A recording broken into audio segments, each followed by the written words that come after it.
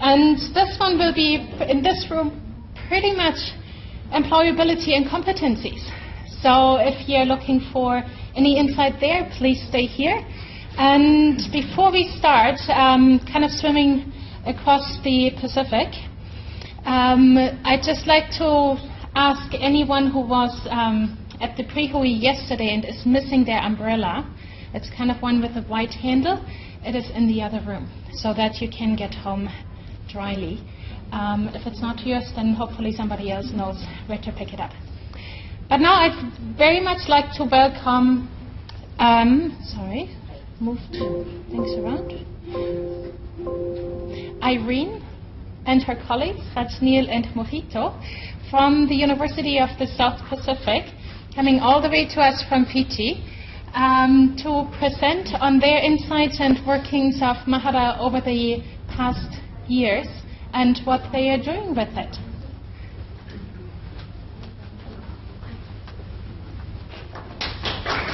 Oh, thank you.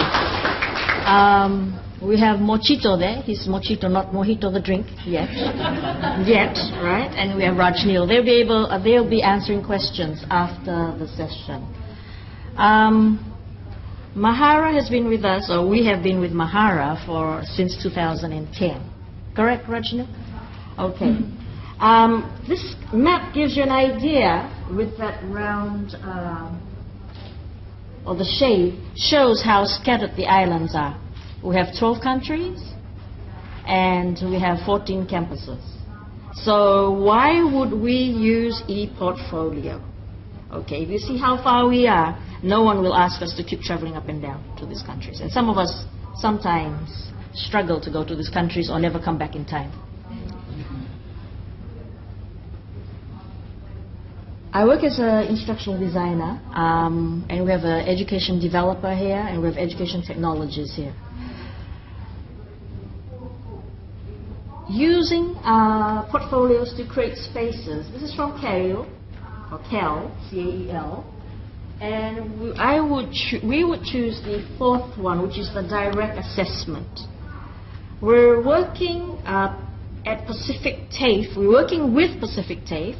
TAFE is a new section of the university, and they're offering more corporate, more courses at the pre-university level. So they're offering at what they call foundations, pre-foundations, and also for adult learners.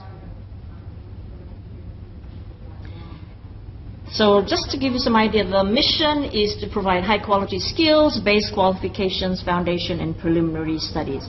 Preliminary studies is like at Form 5, Form 6, Year 12 level. This presentation will focus on skill-based qualifications in one of our programs, Certificate 4 in Hospitality Operations. It has 8 courses, and we're focusing on the practicum, the culminating practicum in itself. Okay. We looked at competency-based education, and I said, look, what is the definition? There's many definitions around, and I've got it on the board here. There is more and more discussion on evidence-based, and if you are going to send those files out from one country to the other, it's a very expensive affair. Because of economies of scale and across the distance. So we decided to look at portfolios.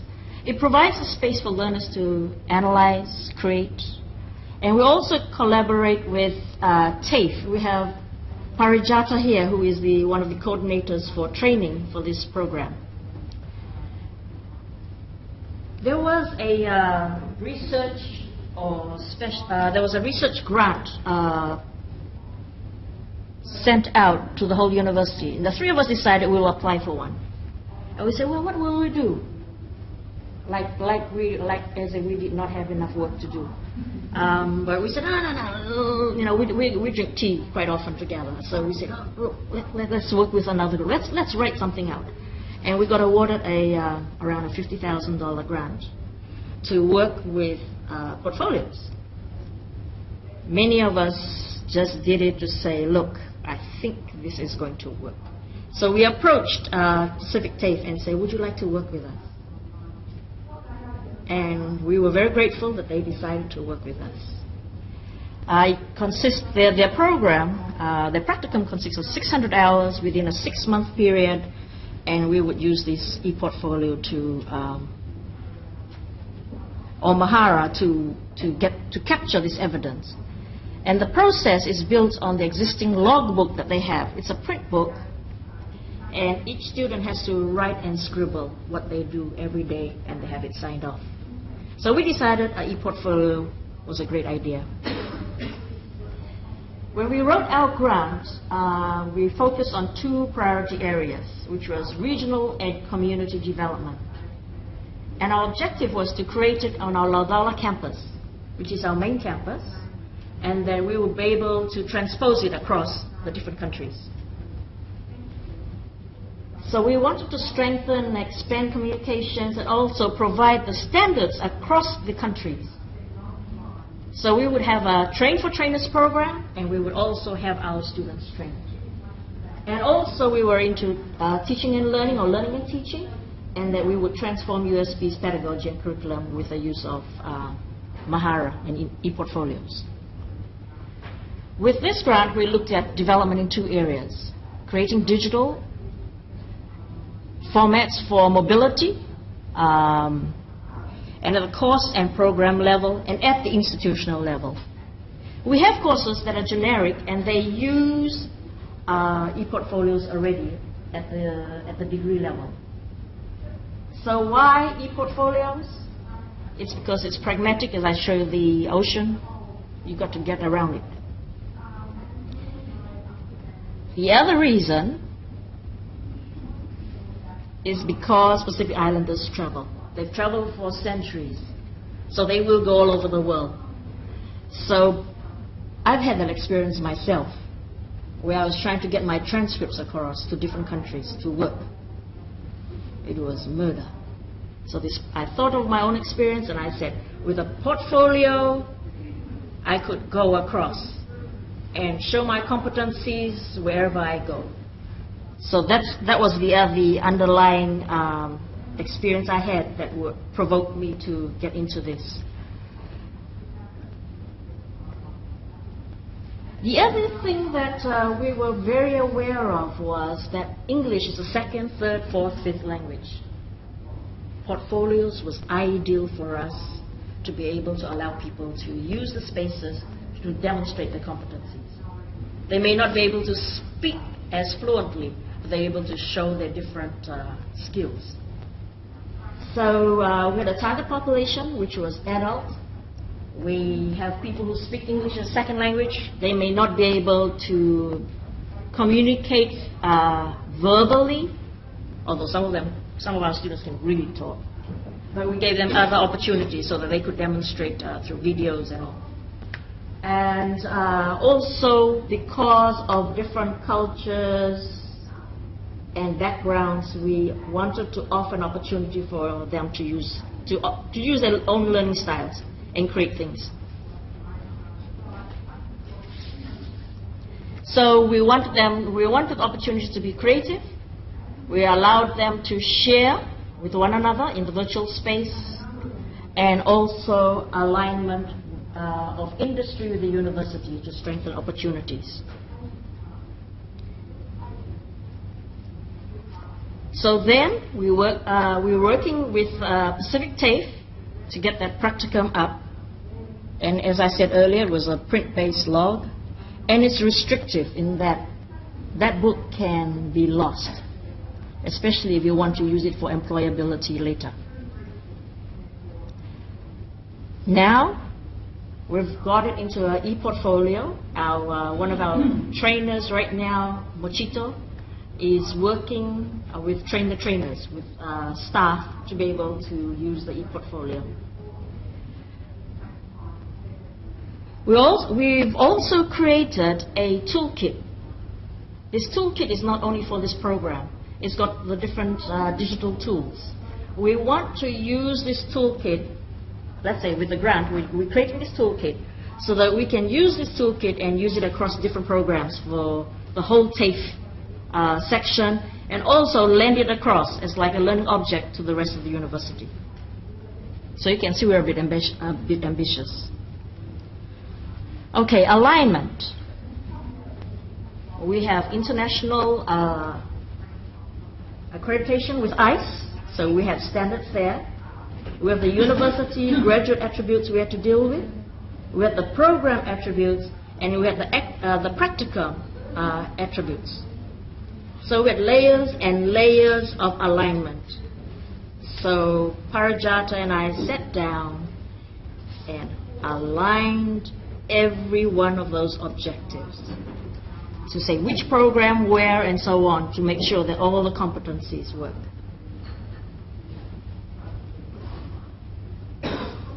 So we've covered the international, the university outcomes, the program outcomes, and the practicum outcomes. So why did we do this, apart from just working in a grant? We're hoping to do something else. Okay, this is just a sample of the program outcome. And those are the courses that identify, that are connected to the program outcome, and it's also connected to the assignments.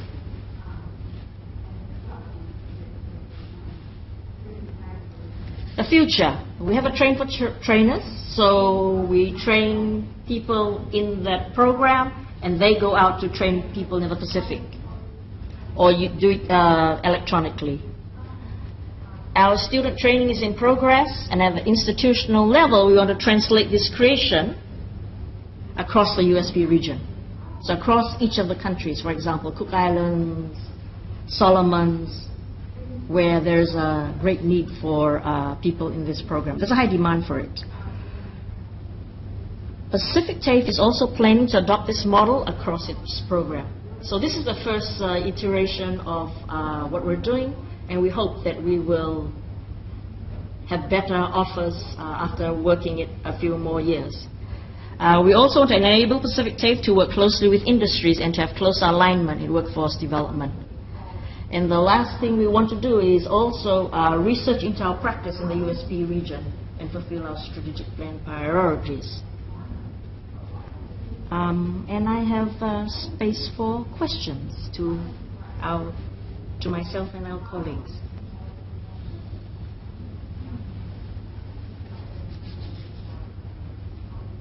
Any questions? No? Yes? Can you just tell me very briefly? Yes. You're talking here about the students are trained to use e-portfolio. So they can't, is that beforehand, or do they learn the skills as they're actually using the tool? The tool. So the technological skills that go along with it, do they learn those beforehand, or do they learn them as they use the e-portfolio? Basically, because they are certificate level students, they're coming in straight from high school, so they don't have that digital literacy that we would like them to have. So right now we're trying to get them at a particular level where they can use the tools and then the e-portfolio itself. So before they go out on their practicum, at the same time they're also they have these skills with them. At the moment, it's only part of this grant, so yeah. But that's why I'm working with Parijata to get her upskilled in terms of the tools and the e-portfolios, and then from then on she can put that in her own courses as well. Do you have any sample portfolios that you could share how you're working with your totality students, or how you envisage to work with the students? We have it in our next presentation, the one that Parijata and I are doing. So you can join us in that. That one is later this afternoon. I didn't want to schedule it right after another because I thought you all were talking, so to give you a bit of space. That one is happening. So in that presentation, we'll look at actually the toolkit itself, the criteria that we use to choose the tools, our process, and then the sample portfolio, and hopefully I can show what we currently have, and then I would like to hear from everybody, what would be a good way forward. Are we there close enough, or we need to go another direction? So looking forward for that session in the afternoon. Any other questions?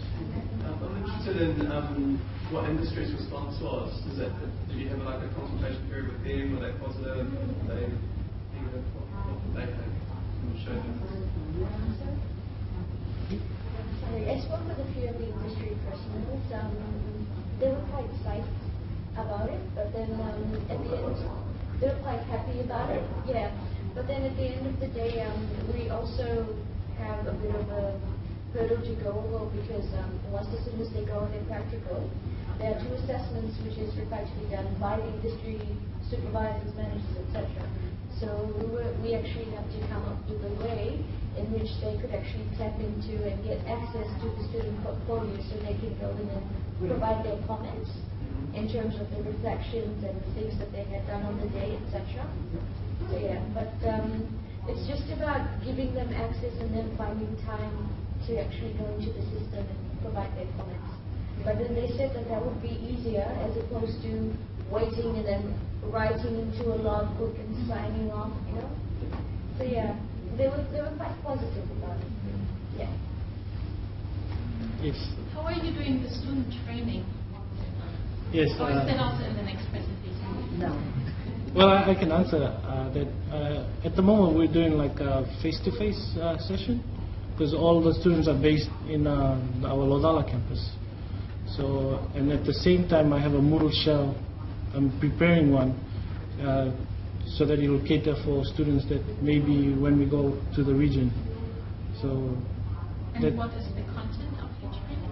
So the content is, we look at the tools, firstly we look at the portfolio, and then the tools that you could use like YouTube, Google Apps. Our students, they are on Google Apps, so that's a good start. So we look at those tools, and then how you could embed it to the portfolio, what types of videos you can take, your audio, and then which areas of the hospitality operation that you could use certain media for. Does that answer your question? How long was that session? We just had a 2-hour session. So I didn't want to go anything beyond that, even 1 hour, but we tried to cover as much as possible. But our first session went actually well, because they were really interested. And most of them were at the beginner, average user level. There's only a few who are advanced users. And how do you support them throughout the academic year? So that's where our Moodle shell comes in. So I have them added all into a Moodle shell, and then whatever questions and things that they have, they could actually post them there, or they could go to Parijata, the instructor. I'm sorry, just another note on that. I was speaking with my supervisor. So what we had decided to do was we'll dedicate one day. For example, when we have classes, with Monday to Thursday classes. So the free day, Friday, we dedicated to the e-portfolio. So that's their time to come and see us, or if they all prefer to actually have another session, they can't really get their head around it. So that's kind of like a coaching session for them. So we'll be constantly providing them that time and space to actually come to us, so that we can assist them in terms of getting their head around how things would be operated in terms of making their submissions, etc. on the portfolio.